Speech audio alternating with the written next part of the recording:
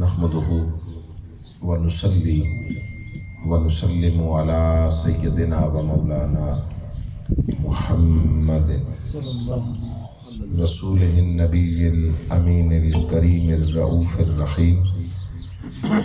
اما بعد فاعوذ باللہ من الشیطان الرجیم.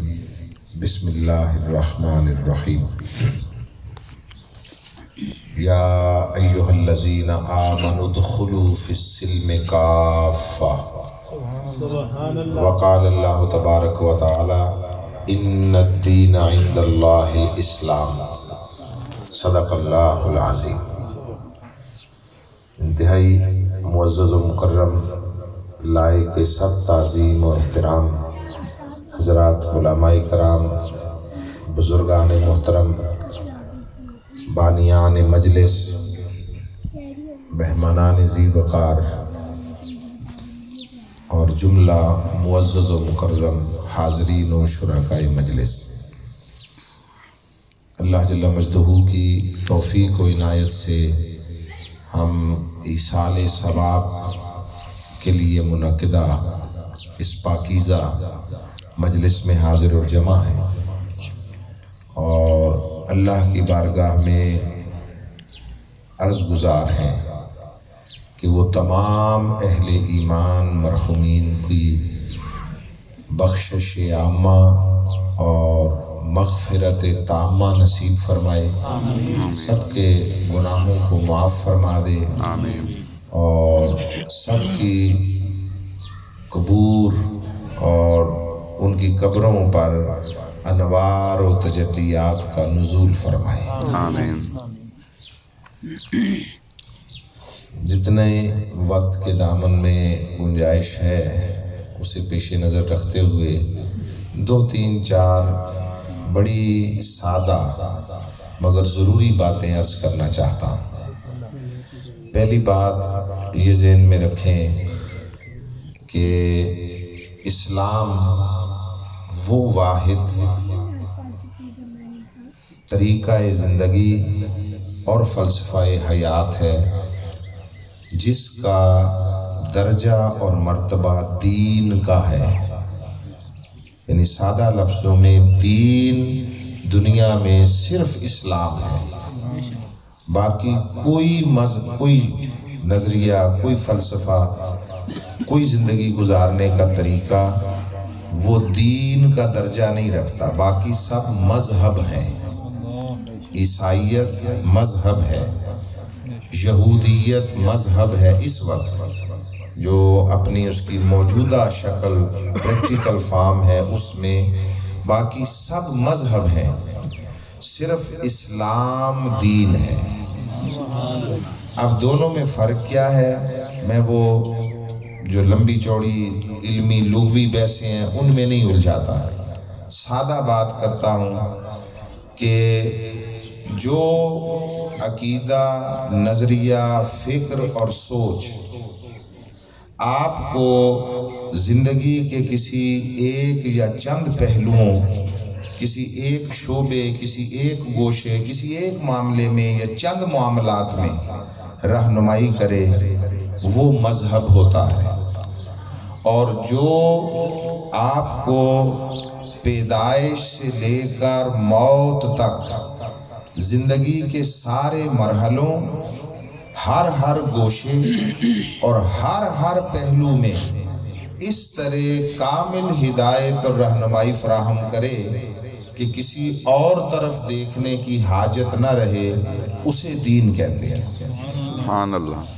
یہ حیثیت اور یہ درجہ فقط اسلام کا ہے. اس لیے اللہ رب العزت نے اسلام کو جہاں بھی قرآن مجید میں ذکر کیا ہے دین کہہ کر کیا ہے، دین کہہ کر، مذہب نہیں کہا. وَرَضِيتُ لَكُمُ الْإِسْلَامَ دِينًا، تم سے اسلام کے بطور دین اللہ فرماتا ہے میں راضی ہو گیا. ہمارا ایک مسئلہ یہ بھی ہوا کہ ہم نے اسلام کو دین کے بلند تر اور اونچے درجے سے اتار کر اپنی زندگیوں میں اسے مذہب کی سطح پر لا کر کھڑا کر دیا. اور وہ یہ کہ بھئی اسلام ہمیں چند مخصوص طریقوں سے عبادت سکھاتا ہے. اس میں نماز، روزہ، حج، زکوٰۃ ہو گیا. اس میں آپ نے تہجد پڑھ لی، اس میں آپ نے تلاوت کر لی، تسبیح کر لی، کبھی کبھار محفل کر لی، محفل ذکر و نعت ہو گیا. آپ جس مسلک سے بھی ہیں، اس مسلک سے ہیں تو آپ 11ویں اور میلاد کرا لیتے ہیں. کسی اور مسلک اور مکتبہ فکر سے ہیں تو آپ تبلیغ دین پر چلے جاتے ہیں. کسی اور مسلک کے ساتھ ہیں تو آپ کوئی مجلس قائم کر لیتے ہیں. یہ ہے کل اسلام کا تصور جو عملاً اور حقیقتاً ہماری زندگی میں رہ گیا ہے. اس کے سوا کوئی نہیں. یا اس کا دوسرا پہلو یہ ہے کہ ہم نے اسلام کو ثواب کمانے کے لیے رکھ لیا ہے. ثواب کمانے، جتنی مذہبی دینی سرگرمیاں ہیں جن کو آپ عبادات کا نام دیتے ہیں، آپ پوچھیں کہ بھئی یہ کیوں کر رہے ہو، نماز کیوں پڑھ رہے ہو، تو کہیں گے ثواب ہوتا ہے. آپ حج زکوٰۃ کیوں کر رہے ہیں، ثواب ہوتا ہے. روزہ کیوں رکھ رہے ہیں، ثواب ہوتا ہے. قرآن کی تلاوت کیوں کر رہے ہیں، اس لیے کہ ثواب ہوتا ہے. یہی ساری چیزیں ہیں نا. اچھا ثواب سے کیا ملے گا؟ ثواب سے آخرت میں قیامت کے بعد جنت ملے گی.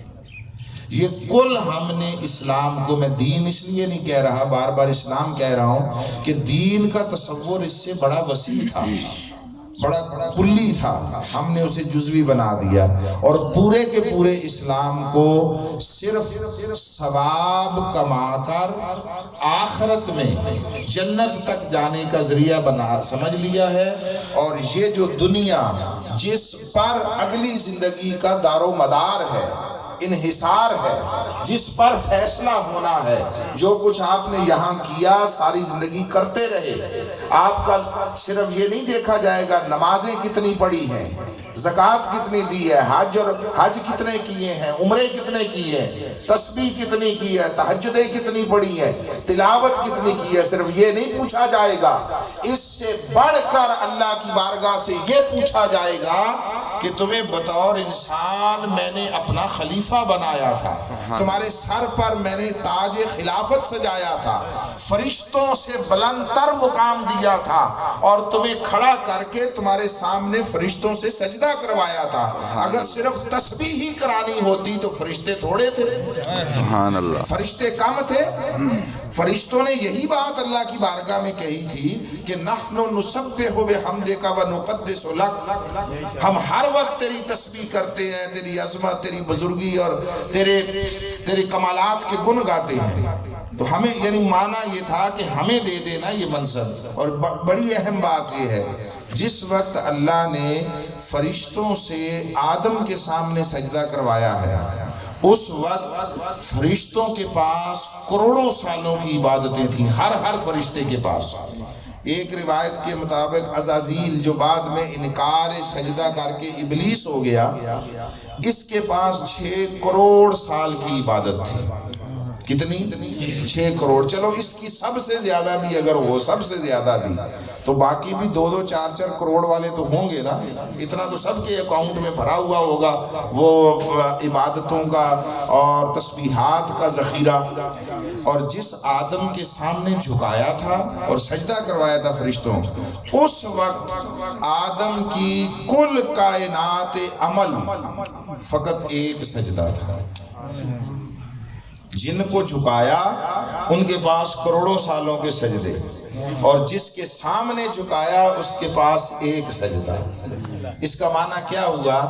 یہ جو اللہ نے انسان کو اشرف المخلوقات ہونے کا اعزاز عطا کیا، دنیا میں نائب اور خلیفہ بنایا اور اس کو عزت بخشی، یہ نہ کثرت عبادت کی وجہ سے ہے، نہ کثرت عبادت کے لیے ہے. یہ اتنا بڑا منصب نہ اس وجہ سے ملا کہ آدم نے عبادت بڑی کر لی تھی، نہ اس مقصد کے لیے ہے کہ آدم فرشتوں سے زیادہ عبادت کرے۔ بھئی اس دور کا ہمیں نہیں پتا، 1000 سال کسی کی عمر ہوتی ہوگی، 2000 سال ہوتی ہوگی، اب تو 50 60 70 سال رہ گئی ہے، اور فرشتے تو خدا جانے جو اس وقت کروڑوں سال کی عمر رکھتے تھے، اب تک تو اور کتنی ان کی عمریں بڑھ گئی، اس لیے کہ فرشتے تو اس طرح نہیں مرتے کہ وہ مر جائیں پھر انہیں آپ دفن کر دیں، جب تک اللہ کا امر ہے وہ چلے۔ انہوں نے کون سا روٹی کھانی ہے کہ اللہ رب العزت نے ان کے لیے کوئی بندوبست کرنا، کوئی آسمانوں پہ تندور تو نہیں لگے ہوئے، تو ان کا کھانا پینا سب کچھ، ان کی غذا سب کچھ ذکر الہی ہے، یاد الہی ہے، اللہ کی طاعت و بندگی ہے، اللہ کے حکم کی تعمیل و فرما برداری ہے۔ تو پھر یہ جو انسان کا امتیاز ہے، انسان کی خصوصیت، جس بنا پر اسے اللہ نے فرشتوں پر فوقیت و فضیلت عطا کی ہے، وہ کیا ہے؟ وہ کثرت عبادت نہیں ہے، وہ ایک دوسرے کے ساتھ قلبی محبت، چاہت، انس اور ایک دوسرے کا پیار ہے، ایک دوسرے کے دکھ درد میں شریک ہونا ہے، ایک دوسرے کے دکھ درد بانٹنا ہے، دوسرے کی تکلیف کو رفع کرنا ہے۔ انسان کا لفظ انس سے نکلا ہے، انس کس سے؟ انس اردو میں پنجابی میں بھی عام استعمال ہوتا ہے۔ انس کا معنی ہی ہوتا ہے طبیعت کی رغبت، محبت کا ابتدائی درجہ ہے انس۔ طبیعت پہلے کسی کے ساتھ مانوس ہوتی ہے، پھر اس سے محبت ہوتی ہے، تو وہ جو انسان کا لفظ ہے وہ انس سے نکلنا، یہ اس بات کی دلیل ہے انسان ہے ہی وہی جو پیکر محبت ہو، پیکر محبت ہو، دوسروں کے لیے اس کو اپنے دل میں تکلیف میں کسی کو دیکھ کر درد محسوس ہو، پریشانی ہو، وہ ایک دوسرے کے ساتھ معاملات زندگی میں شریک و شامل ہو۔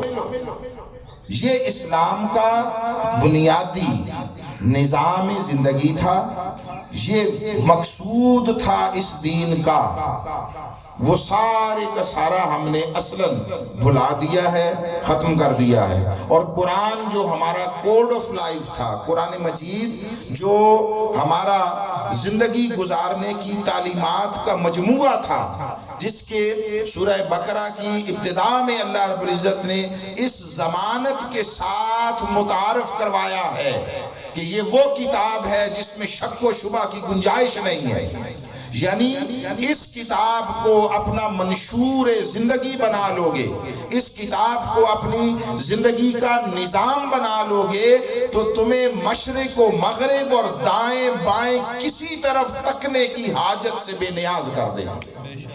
تمہارا کام بطور مسلمان اللہ رب العزت نے متوجہ کیا ہے، وہ جانوروں کی طرح زندگی گزار کر ایک مخصوص نہج پر مر جانا، مٹ جانا، ختم ہو جانا نہیں ہے۔ تمہیں کسی بڑے عظیم مقصد کے لیے اللہ نے پیدا کیا ہے۔ وہ عظیم مقصد جب انسان پا لیتا ہے تو پھر فرشتے رشک سے دیکھتے ہوئے، اعتراف عظمت آدم کرتے ہوئے اپنی مرضی سے اس کے سامنے سر جھکاتے کہ ہاں یہ آدم اس لائق تھا۔ یہ تب ہوتا ہے جب کوئی اپنے منہ کا نوالا نکال کر کسی بھوکے کے منہ میں ڈال دے۔ سبحان اللہ۔ اور میری اس بات کو میں پوری ذمہ داری سے کوٹ کر رہا ہوں، اس کو سنبھال کر رکھنے، مشرق سے مغرب تک کل روئے زمین پر کسی مکتبہ فکر کے کسی عالم دین سے پوچھیں، کوئی اس کو رد نہیں کرے گا، جھٹلائے گا نہیں کہ ایک طرف آپ پوری رات تہجد اور نفل پڑھتے رہیں، قیام میں گزار دیں پوری رات، اور اسی وقت کوئی شخص کسی ضرورت مند کی مدد کر کے اس کی تکلیف کو دور کر کے 15 منٹ میں آ جائے، اللہ کی بارگاہ میں جو پوری رات تہجد میں کھڑا رہا اس سے زیادہ محبوب وہ ہے جو دوسرے کی تکلیف کو 15 منٹ میں دور کر کے واپس آ جائے۔ اس تصور کا نام دین ہے۔ وہ جو دور غلامی میں شکست خوردہ ذہنیت نے جو نظریہ زندگی پروان چڑھایا، اس کا اسلام کی حقیقی عملی تعلیمات سے کوئی دور کا واسطہ بھی نہیں ہے، دور کا تعلق نہیں ہے۔ اسلام ایک مکمل نظام زندگی تھا، وہ آپ کو صرف عبادت کرنے اور سر جھکانے اللہ کی بارگاہ میں صرف اس کا طریقہ نہیں سکھاتا۔ اسلام آپ کو، دین آپ کو اللہ کی بارگاہ میں اظہار بندگی میں اپنا سر جھکانے کی بھی تعلیم دیتا ہے، اور اکڑی ہوئی متکبر ظالم گردنوں کو پکڑ کر خدا کی بارگاہ میں جھکا دینے کا بھی پابند کرتا ہے۔ صرف خود جھکنا، یہ درخت ہر وقت اللہ کی تسبیح کر رہے ہیں، جھکے ہوئے ہیں اللہ کے سامنے۔ جو کائنات میں مخلوق ہے، جو مخلوق، وہ ہر وقت اللہ کی تسبیح، حمد و ثنا اور طاعت و بندگی میں مصروف ہے۔ ان کل من فی السماوات والارض الا آتی الرحمن عبدا، جو کچھ آسمانوں اور زمین میں ہے وہ اللہ کی بارگاہ میں اظہار بندگی کرتا ہے۔ اور بڑی اہم اور خاص بات یہ ہے، خاص بات کہ دیکھیے، یہ ریت مٹی کے ذرے ہوں، یہ درخت اور نباتات ہوں، حیوانات ہوں، حشرات الارض ہوں، کیڑے مکوڑے، یہاں سے لے کر ملائکہ، حور و غلمہ تک، ہر مخلوق ہر وقت اللہ کی تسبیح کرتی رہتی ہے، اللہ کی اطاعت و بندگی کرتے رہتے ہیں۔ اس پر بھی کسی کا کوئی اختلاف نہیں ہے، یہ مسلکوں میں کہیں جھگڑا نہیں ہے اس پر، اور معاملات ہیں جن پر مولوی جھگڑے کرتے ہیں، ہم تو آپ کو کسی اور طرف متوجہ کر رہے ہیں۔ تو ساری مخلوقات ہر وقت اللہ کی بارگاہ میں تسبیح بھی کرتی ہے، عبادت و بندگی بھی کرتی ہے۔ صرف دو مخلوقات ایسی ہیں کل کائنات میں، دو مخلوقات جو اس کی طاعت و بندگی اور عبادت اور اس کی تعمیل حکم میں غفلت بھی کرتی ہے، نافرمانی بھی کرتی ہیں، صرف دو مخلوقات، تیسری کوئی نہیں ہے۔ وہ دو مخلوقات کون سی ہیں؟ وہ دو مخلوقات انسان اور جن ہیں، صرف یہ ہیں دو، جن پر غفلت بھی آتی ہے اور جو نافرمانی بھی کرتے ہیں۔ اور کتنی عجیب بات ہوگی بہت سارے لوگوں کے لیے کہ رب ذوالجلال نے صرف ان دو کے لیے فرمایا، وَمَا خَلَقْتُ الْجِنَّ وَالْإِنسَ إِلَّا لِيَعْبُدُونَ، ہم نے جنوں اور انسانوں کو پیدا ہی صرف اپنی عبادت کے لیے کیا۔ سبحان اللہ۔ جو ہر وقت عبادت کرتی رہتی ہیں ان کے لیے نہیں کہا کہ ہم نے شجر و حجر کو اور نباتات و حیوانات کو اور ملائکہ کو، حور و غلمہ کو صرف اپنی عبادت کے لیے پیدا کیا، وہ ہر وقت کرتے رہتے ہیں، ان کے لیے نہیں کہا۔ یہ جو غافل بھی ہوتا ہے، جو کافر بھی ہوتا ہے، کافر بھی، انسان ہی کافر ہوتے ہیں نا، انسان اور جنات، جو غافل بھی ہوتا ہے، کافر بھی ہوتا ہے، نافرمان بھی ہوتا ہے، سب کچھ ہوتا ہے، وہ فرماتا ہے باقی سب کرتے ہیں، کرتے رہیں، میں نے اپنی عبادت کے لیے صرف انسانوں اور جنوں کو پیدا کیا۔ اب وہ کیا ہے؟ اچھا، کوئی بندہ اللہ کی بات مان لے، اس کا فرما بردار ہو جائے اور کہے مولا ٹھیک ہے میں تیری تعمیل حکم میں لگتا ہوں، تو جو تصور عبادت ہم نے سمجھا ہے وہ نماز ہے، وہ تسبیح ہے، تلاوت ہے، روزہ، حج، زکوٰۃ وغیرہ ہے، بولیے آپ 24 گھنٹے بغیر کسی وقفے کے یہ عبادت کر سکتے ہیں؟ کوئی شخص جو کہے نہ اسے سونے کی حاجت پیش آئے، نہ اسے کھانے کی حاجت پیش آئے، نہ اسے واش روم جانے کی ضرورت پیش آئے، دنیا کا اور کوئی کام نہ کرے، بس ہر وقت تسبیح کرتا رہے، کوئی کر سکتا ہے؟ تو اس کا مطلب یہ ہوا کہ دو ہی امکانات ہیں۔ میں معافی چاہتا ہوں، میں ذرا کھلا سا دو ٹوک بات کرنے والا بندہ ہوں۔ دو ہی چیزیں ہیں، یا ہم نے تصور عبادت کو صحیح سمجھا نہیں، یا پھر اللہ نے قرآن میں کوئی ایسی بات کہی ہے جو ہو ہی نہیں سکتی۔ دو ہی باتیں ہیں نا، یا تو ہم کوئی ایسا تصور دین، کوئی ایسا تصور عبادت ایڈاپٹ کریں، اختیار کریں کہ جس میں ہماری زندگی 100 سال بھی ہو جائے تو پیدائش سے لے کر موت تک یا تو زندگی کا ہر لمحہ اللہ کی عبادت میں گزرے تاکہ مقصد تخلیق پورا ہو، یا پھر یہ مان لے کہ جو اللہ نے کہا وہ ہو نہیں سکتا، بس معاذ اللہ ایسے ہی کہہ دیا۔ تو بولیے یہ بات ہو سکتی ہے؟ نہیں۔ تو پھر اس کا معنی کیا ہوا؟ اس کا معنی یہ ہے ہمیں اس تصور عبادت کو قرآن اور دین و سنت کے اندر سے سمجھنا ہوگا کہ پھر ہماری زندگی کا ایک ایک لمحہ، ہر قدم اور ہر عمل وہ عبادت بن جائے۔ وہ عبادت بن جائے۔ وہ اولاً اس کی بنیاد ایک شے پر ہے، پھر دوسرا اس کا اقدام ہے۔ بنیاد کیا ہے؟ بنیاد یہ ہے کہ آپ اپنی زندگی کے ہر عمل اور ہر کام کو اللہ کی رضا کو پیش نظر رکھ کر اس نیت سے کریں کہ میرا اللہ خوش ہو جائے۔ ایک یہ نیت ہے، اور طریقہ اس طریقے کے مطابق کریں جو طریقہ آقا علیہ السلام نے اپنی سیرت و سنت کے ذریعے عطا فرمایا ہے۔ نیت کو آپ نے خالص کرنا ہوگا اللہ کے لیے، اور اپنے عمل کو مصطفیٰ کی سیرت و سنت کے سانچے میں ڈھالنا ہوگا۔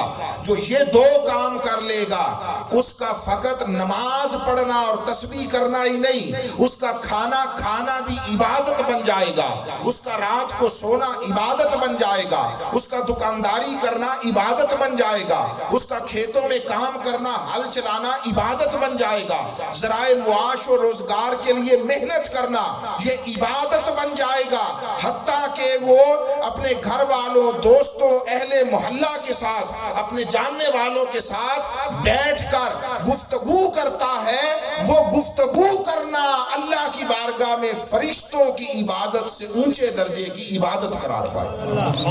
اللہ۔ اسی طرح تعلیم حاصل کرنا، ہم نے یہ سمجھ لیا ہے کہ جو مدرسوں میں جائے، قرآن حفظ کرے، وہ درسیات پڑھ لے، وہ اصول تفسیر، اصول حدیث، اصول فقہ اور اس طرح کے وہ مضامین جو مدارس میں پڑھائے جاتے ہیں، مدارس میں وہ پڑھ لے تو یہ ثواب ہے۔ اور اگر وہ سکولوں میں چلا جائے، کالجز، یونیورسٹیز میں چلا جائے اور جدید علوم حاصل کر لے، وہ سائنس، فزکس، کیمسٹری، بائیولوجی پڑھ لے، وہ اسٹرانومی پڑھ لے، وہ سوشیالوجی پڑھ لے، وہ آئی ٹی اور اکنامکس پڑھے، تو یہ شاید عبادت نہیں ہے۔ نہیں، علوم کی تخصیص کے ساتھ عبادت کا کوئی تعلق نہیں ہے۔ عبادت کا تعلق اس سے نہیں آپ کیا پڑھ رہے ہیں، عبادت کا تعلق اس سے ہے کہ آپ کس لیے پڑھ رہے ہیں۔ اگر آپ مدرسے میں بیٹھ کر حفظ قرآن سے لے کر تفسیر قرآن تک پڑھ رہے ہیں، قرأت قرآن سیکھ رہے ہیں، تلاوت سیکھ رہے ہیں، مگر نیت اور مقصد یہ ہے کہ اس کے ذریعے میں شہرت پاؤں، اس کے ذریعے لوگوں میں میرا نام ہو، عزت ہو، لوگ میری قدر افزائی کریں، لوگ میرے ہاتھ چومیں، لوگ میری واہ واہ کریں، بلے بلے کریں، یہ کریں، اس نیت سے اگر آپ مدرسے میں پڑھ کر قرآن، حدیث، تفسیر کا علم سیکھتے ہیں تو یہ بھی خدا کی بارگاہ میں گناہ کے سوا کچھ نہیں ہے، یہ دخول دوزخ کا باعث ہے۔ اور اس کے برعکس اگر کوئی جدید علوم حاصل کرتا ہے، سائنس، فزکس، کیمسٹری، جتنے جدید علوم ہیں، آئی ٹی اور سوشیالوجی اور اسٹرانومی تک، وہ سارے جدید علوم حاصل کرتا ہے، مگر اس نیت سے حاصل کرتا ہے کہ میں اس کے ذریعے پورے شعور کے ساتھ، پورے یقین کے ساتھ اور علم راسخ و کامل کے ساتھ خود بھی اللہ کی عبادت کروں گا، اور مخلوق کو اپنے اس علم کے ذریعے اللہ کی طاعت و بندگی، اس کے نظام قدرت کے ذریعے اس کے سامنے جھکانے کا کام کروں گا۔ تو جدید علوم حاصل کرنا بھی عین عبادت اور اللہ کی بارگاہ سے لائق اجر و ثواب۔ یہ جب سے ہم نے یہ تقسیمیں کر دی ہیں، ایک تو سارے دین کو ثواب کے ساتھ جوڑ کر رکھ دیا ہے، اور عملی زندگی کے نظام کے ساتھ اس کا کوئی تعلق باقی نہیں رہنے دیا ہے، اس وقت سے ہمارا زوال اپنی انتہا کی طرف جا رہا ہے۔ ہم نے اپنے اوپر دنیا کے دروازے ہی خود بند کر لیے اور اسے دین سے باہر نکال کر پھینک دیا، ہمیں اس سے غرض نہیں ہے۔ مجھے تعجب ہوتا ہے، یہ وہ قوم، وہ امت کر رہی ہے کہ جس کو رب ذوالجلال نے وحی کے ذریعے جب دروازہ کھلا اس صحیفہ ہدایت و انقلاب کا، تو جو پہلا پیغام آیا تھا اس کا پہلا لفظ یہ تھا، اقرا، پڑھیے، اقرا۔ اور آپ سارے سمجھدار ذہین لوگ بیٹھے ہیں، جب یہ کہا جائے، کوئی آپ سے کہہ دے، میں آپ سے کہتا ہوں بھی پڑھو، تو آپ فوری طور پر بولیے ایک سوال کریں گے یا نہیں کریں گے؟ کوئی سوال ذہن میں آتا ہے؟ میں آپ سے کہتا ہوں پڑھیں، آپ کچھ پوچھیں گے یا نہیں؟ کیا پوچھیں گے؟ کیا پڑھیں؟ یہ جو قرات ہے یہ فعل متعدی ہے، یہ ساتھ مفعول چاہتا ہے، بھی پڑھو تو بتائیں بھی تو صحیح کیا پڑھیں۔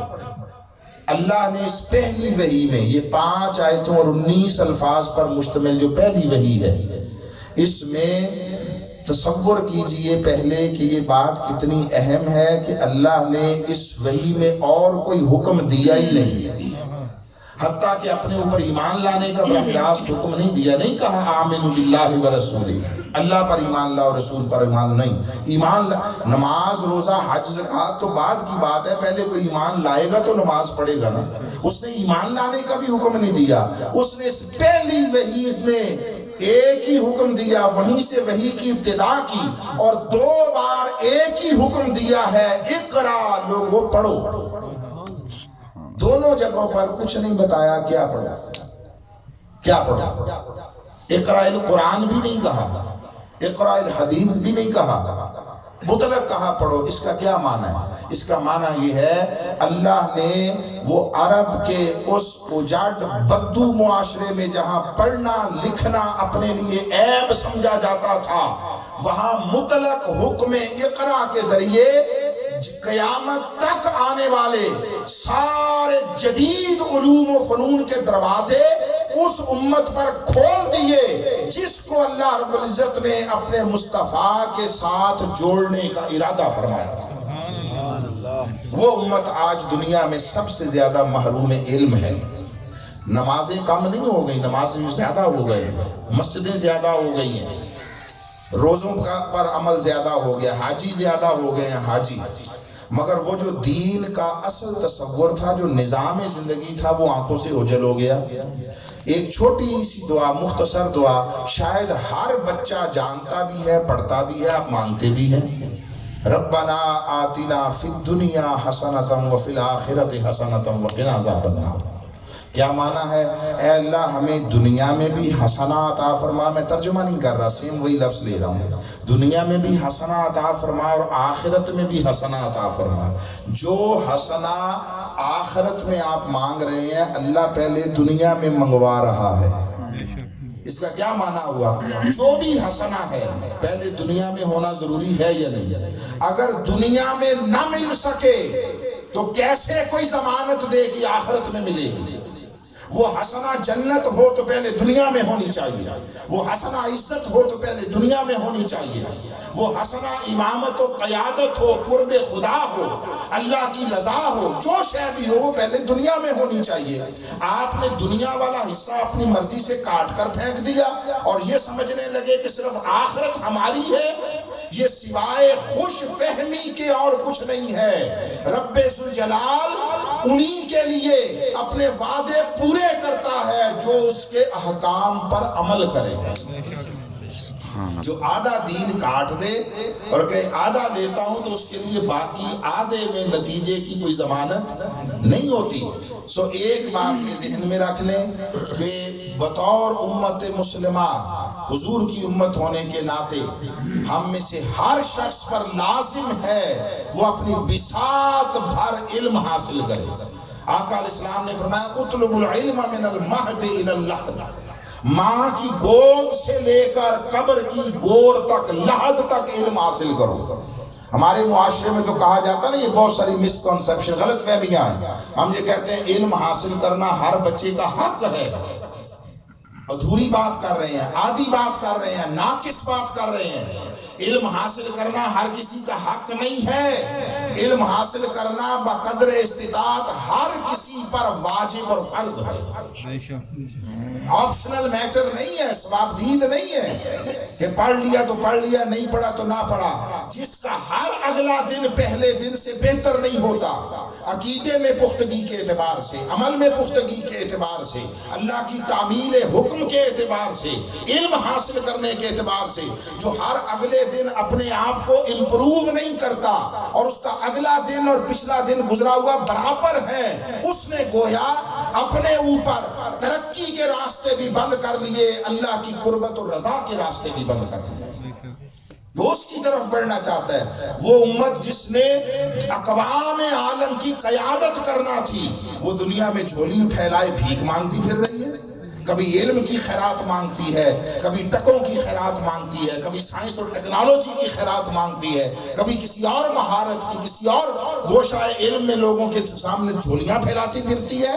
امت مسلمہ اصلاً اگر اپنے طریق پر چلے اور اسلام کو بطور دین اپنائے تو اس کا منصب مانگنا نہیں ہے، بانٹنا ہے۔ یہ دنیا بھی بانٹنے کے لیے بھیجی گئی ہے، آخرت بھی بانٹنے کے لیے بھیجی گئی ہے۔ اور جو آخری بات جو عرض کرنا چاہتا ہوں اور بڑی اہم اور امپورٹنٹ ہے، وہ یہ ہے کہ جب ہم غلامی کا شکار ہوئے، یہ کوئی 300 سال ہو گئے ہیں، یہ آج کی بات نہیں ہے، یہ اس زوال کو، انتہائی زوال کو ہم 3 صدیوں میں پہنچے ہیں، 3 صدیوں میں کم و بیش۔ تو اب یہ ہوا کہ ایک طرف تو وہ ہم نے سارے دین کو ثواب کے ساتھ نتھی کر دیا، جوڑ دیا، اور زندگی کا کوئی کام ہی نہیں۔ ہمارا نظام تعلیم ہو، ہمارا نظام تجارت ہو، نظام معاشرت ہو، نظام سیاست ہو، سب کچھ وہ چلے کافروں کے دیے ہوئے نظریات کے مطابق، اور اسلام وہ صرف قید کر دیا جائے یا مسجد کی 4 دیواری میں یا خانقاہ کی 4 دیواری میں، بس وہ وہاں تک، وہاں سے باہر نہ نکلے، کوچہ و بازار میں نہ آئے، ہمارے گھروں تک نہ پہنچے، ہماری نسلوں تک نہ پہنچے، ہمارے بچوں تک نہ پہنچے، اور ہماری نسلیں وہ دین سے ناآشنا ہوتی جائیں اور دین کی بنیادی ضروریات اور تعلیمات ان سے بے خبر ہوں۔ جب نسلیں بے خبر ہو جائیں گی تو جب اس دین کو ماننے والا کوئی نہیں رہے گا تو وہ دین کیسے قائم رہے گا؟ بس ہم بڑے مختصر وقت میں سے سمیٹ لیتے ہیں انشاءاللہ تاکہ ہر شخص نماز جماعت کے ساتھ پڑھ سکے۔ عرض کر رہا تھا کہ ایک تو یہ بات ذہن میں رکھیں کہ اسلام ثواب کمانے کا ذریعہ نہیں ہے، اسلام ہدایت پانے کا ذریعہ ہے۔ قرآن کو اللہ نے ہدایت کے لیے اتارا ہے، ثواب کے لیے نہیں اتارا۔ اور ہمارا حال یہ ہے کہ ہم تو اب ثواب کمانے کے بھی کم طالب ہوتے ہیں، ثواب کمانا بھی ہماری زندگی میں کوئی رہا نہیں، ہمیں ضرورت نہیں رہی اس کی بھی۔ اب صرف ثواب پہنچانے، ایصال ثواب، مردوں کو بخشوانے کے لیے رہ گیا ہے قرآن اور کل دین۔ کوئی فوت ہو جائے اس کے ایصال ثواب کے لیے۔ اور علامہ اقبال نے بہت عرصہ پہلے یہ کہا تھا فارسی کلام میں اپنے میں، انہوں نے کہا تھا کہ تو ہم نے رکھ چھوڑا ہے اسے، مرنے والے کی روح نہ نکلتی ہو، جان نہ نکلتی ہو تو اس پر قرآن اور سورہ یاسین پڑھو، یہ اس لیے رکھ لیا ہے۔ حالانکہ دین اس لیے نہیں آیا تھا کہ تمہیں مارے، تمہارے اوپر موت طاری کرے، یہ تمہیں مارنے کے لیے نہیں آیا تھا، یہ تو مرے ہوئوں کو کھڑا کرنے کے لیے آیا تھا، یہ تو مردہ وجودوں میں زندگی اتارنے کے لیے آیا تھا۔ ہم نے سارے کا سارا دین وہ رکھ لیا ہے صرف مردوں کو بخشوانے کے لیے، اور اپنی بخشش کی فکر نہیں ہے۔ اپنی ہر آدمی، خاص کر جب ذرا ادھیڑ عمر ہوتا ہے، عمر کے پختگی کے حصے کی طرف جاتا ہے، بزرگ ہو جاتا ہے، تو اسے بڑی فکر ہوتی ہے میرے بعد میرے بچوں کا کیا بنے گا۔ بابا اپنی فکر کر، مرنے کے بعد تیرا کیا ہوگا، تیرا کیا ہونے والا ہے۔ اپنی فکر نہیں ہے، اپنے بچوں کی، اپنے کاروبار کی، یہ میرا کاروبار ہے، پتہ نہیں ان میں سے کوئی لائق ہے، سنبھالے گا، برباد کر دے گا۔ جب تو قبر میں جا پڑو گے تمہیں کسی نے یہ دیکھنے کے لیے آنے نہیں دینا کہ یہ تیری جائیداد کے ساتھ کر کیا رہے ہیں، وہاں اپنی پڑی ہوگی، اپنی فکر کر، اپنی تیاری کر، اس کے لیے کوئی زیادہ راہ جمع کر، پچھلوں کو وصیت نہ کر کے جا کہ میرے لیے یہ کچھ کرنا، اپنے لیے لے کے جانا، اپنے لیے۔ یاد رکھیے دعا ہو، دعا سے لے کر تو کسی نسبت تک، چاہے وہ تاجدار کائنات صلی اللہ علیہ وسلم کی ہی کیوں نہ نسبت ہو، اس کا فیض پانے کے لیے کچھ بنیادی ضرورت ہے۔ وہ ضرورت ہوگی تو دعا سے لے کر شفاعت تک مؤثر ہوگی، کام کرے گی۔ وہ بنیادی اہلیت نہیں ہوگی، نہ دعا کام آئے گی، نہ کسی کی شفاعت کام آئے گی۔ اس کو لوہے کی لٹ کی طرح سمجھ لیں۔ آقا علیہ السلام قیامت کے دن جن کی شفاعت فرمائیں گے ان کے لیے کچھ بنیادی اہلیت کا ہونا ضروری ہے، بیسک کوالیفیکیشن کا ہونا، ورنہ چچا حضور کا ابو لہب بھی تھا، ابو جہل بھی تھا، عتبہ شیبہ ولید وہ بھی حضور علیہ السلام کے خاندان سے تھے، اور حضرت عبد المطلب سے لے کر آدم تک ان کا بھی شجرہ نسب وہی تھا، الگ نہیں تھا، الگ ماؤں اور باپوں کے بیٹے نہیں تھے وہ۔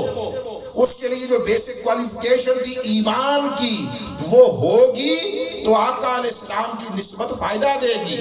آقا علیہ السلام نے اس تصور کو واضح کرنے کے لیے حضرت سیدہ کائنات کہ جن کو حضور نے تمام خواتین جنت کے سردار ہونے کی بشارت دے دی تھی، ان سے بھی فرمایا کہ فاطمہ قیامت کے دن کے لیے تیاری کر رکھنا، اپنا عمل اچھا کرنا، اور صرف اس بنا پر تکیہ کر کے نہ بیٹھ جانا کہ میری بیٹی ہے۔ یہ ہمیں سمجھایا جا رہا ہے، ہمیں سمجھایا جا رہا ہے۔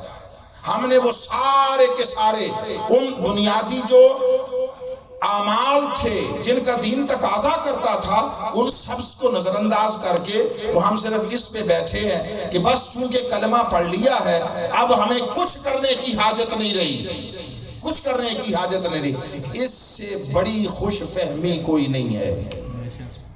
اللہ رب العزت کا دستور یہ ہے کہ وہ انہی کے لیے اپنے مدد، یہ قرآن ہے، میں اپنے پاس سے نہیں کہہ رہا، ایک سے زائد مقامات پر اللہ نے اس تصور کو واضح کیا، فرمایا ان تنصر اللہ لَيَنْصُرُنَّ اللَّهِ، تم اللہ کی مدد، اللہ تمہاری مدد تب کرے گا جب تم اللہ کی مدد کرو گے۔ اللہ کو ہماری کس مدد کی ضرورت ہے؟ بولیے، اللہ کو ہے کوئی میری مدد کی ضرورت؟ کو میں نے پیسے ٹکے دینے ہیں، اللہ نے مجھ سے کوئی گاڑی کو دھکا لگوانا ہے، وہ کیا ہے؟ اللہ فرماتا ہے میری مدد کرو میرے احکام کی اطاعت اور فرما برداری میں، جو کچھ کہا اس کے سامنے سر تسلیم خم کرو، زندگی اس کے مطابق گزارو، پھر کوئی کمی رہ جائے گی میں اس کو پورا کرنے کے لیے 100 اسباب بنا دوں گا، 100 اسباب بنا دوں گا۔ مگر آپ تیلا توڑ کر دو نہیں کرنا اور کہنا کہ ہمیں بس وہ اللہ بخش دے گا اور حضور بخشوا لیں گے، یہ اپنے ساتھ ظلم اور زیادتی ہے، اپنے ساتھ۔ اور پھر جو ابتدا میں بات کہی تھی اس پر اختتام کرنے جا رہا ہوں، یاد رکھیے کہ جہاں آپ عبادت کریں، نماز پڑھیں، روزہ رکھیں، حج کریں، زکوٰۃ کریں، تسبیح کریں، اس سے کہیں زیادہ اس شے کی ضرورت ہے کہ ہم اپنے اندر انسانیت پیدا کریں، انسانیت، کردار اچھا کر لیں۔ ہم حاجیوں کی تعداد میں، حج اور عمرہ کرنے والوں کی تعداد میں کرونا آنے سے پہلے جو سروے ہوا اس میں ہم پوری دنیا میں دوسرے نمبر پر تھے یا تیسرے پر۔ حاجیوں کی، حج عمرہ کرنے والوں کی تعداد کے اعتبار سے دنیا میں کتنے نمبر پر؟ دوسرے نمبر پر۔ ایمانداری میں 168ویں نمبر پر، 170ویں کے قریب نمبر۔ حج نے کیا دیا؟ ہم نے حج سے کیا لیا؟ اگر حج کر کے بھی بےایمانیاں نہیں ختم ہوتی اور اگر نمازیں پڑھ کر بھی لوگوں کے ساتھ ظلم و زیادتی ختم نہیں ہوتی اور ایک ہاتھ میں تسبیح ہو اور دوسری ہاتھ سے ملاوٹ ہوتی رہے، ایک ہاتھ میں تسبیح ہو دوسرے ہاتھ سے ناپ تول لین دین میں کمی بیشی ہوتی رہے، ایک ہاتھ میں تسبیح ہو اور دوسرے ہاتھ میں سرکاری دفتر میں بیٹھ کر رشوت لی جاتی رہے، ایک ہاتھ میں تسبیح ہو، زبان پر تسبیح بھی جاری ہو اور ساتھ ساتھ لوگوں کی حق تلفی بھی ہوتی رہے، اللہ کو ایسی تسبیح کی ضرورت نہیں ہے، نہ دین اس تسبیح کی ڈیمانڈ کرتا ہے۔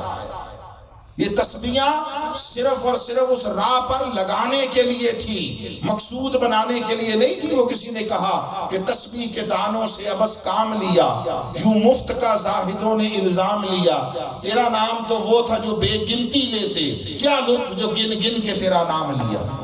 وہ ایک تسبیح کر لیتے ہیں اور پھر اس کے ساتھ حساب کتاب کرتے ہیں، 10 جنت کتنا پلاٹ ہو گیا، الاٹمنٹ لیٹر بھیج دو۔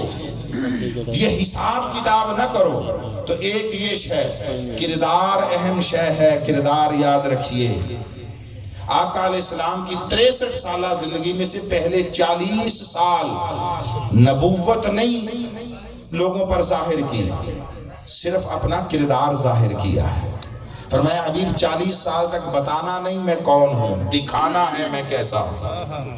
40 سال تک سارا اگر بھول جائیں تو ایک دو جملے اگر ہو سکے یاد رکھ لیں، کام آئیں گے کبھی اللہ کو منظور ہوا۔ 40 سال تک قرآن بن کر بتا دکھایا تھا، 40 سال تک قرآن بن کر دکھایا تھا، 23 سال قرآن پڑھ کر سنایا۔ وہ پھر پڑھنا تب سمجھ میں آیا جب پہلے انہوں نے حضور کی سیرت و کردار میں دیکھا ہوا تھا۔ وہ جو صادق اور امین کہا گیا وہ محمد الرسول اللہ کو نہیں کہا گیا تھا، وہ محمد ابن عبداللہ کو کہا گیا تھا۔ وہ آقا علیہ السلام کی پرسنل کریڈیبلٹی تھی، نبی اور رسول کے طور پر نہیں تھی۔ سو آئیے اپنے کردار کو درست کریں، جسے وہ ایک واقعہ بڑا اہم ہے، یاد آ گیا ہے کہ اذان چونکہ ہم نے ایک سن لی ہے، دوسری ہم گفتگو جاری رکھیں گے اختصار کے بعد۔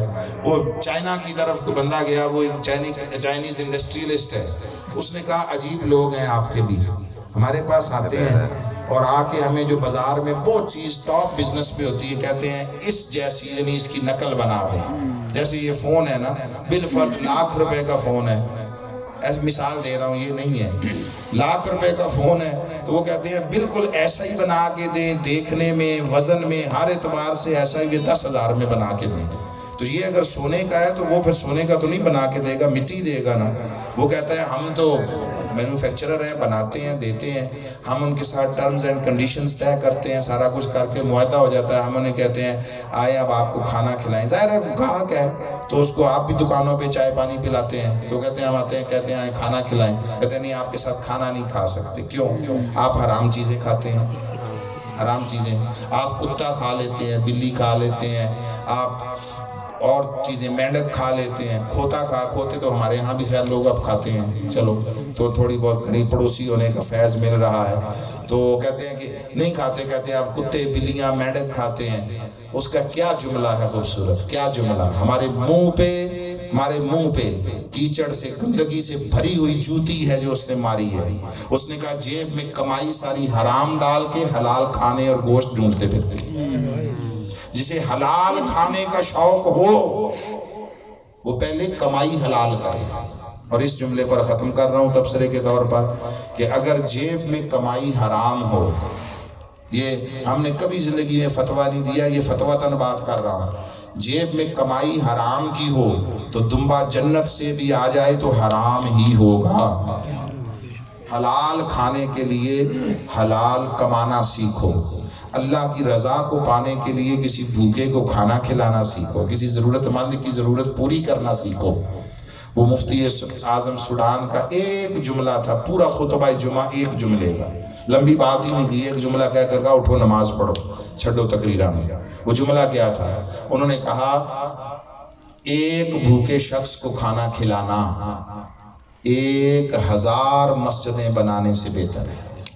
مسجدیں بنانے پہ زور ہے، مسجدیں بنانے پہ، ٹائلیں لگانے پہ، مینار اونچے اونچے بنانے پہ، چاہے اس بستی میں خدا جانے درجنوں لوگ رات کو بھوکے سوتے ہوں، درجنوں مریض دوائی کے بغیر رہتے ہوں، درجنوں بچے چند ٹکے نہ ہونے کے باعث تعلیم سے محروم رہتے ہوں۔ لوگوں دوسروں کی ضرورتیں پوری کرنا سیکھو، بھوکے کے منہ میں لقمہ ڈالنا سیکھیں، پھر آپ دیکھیں اللہ تعالیٰ کس طرح آپ کے لیے برکتوں اور کامیابیوں کے دروازے کھولتا ہے۔ وما علینا الا البلاغ۔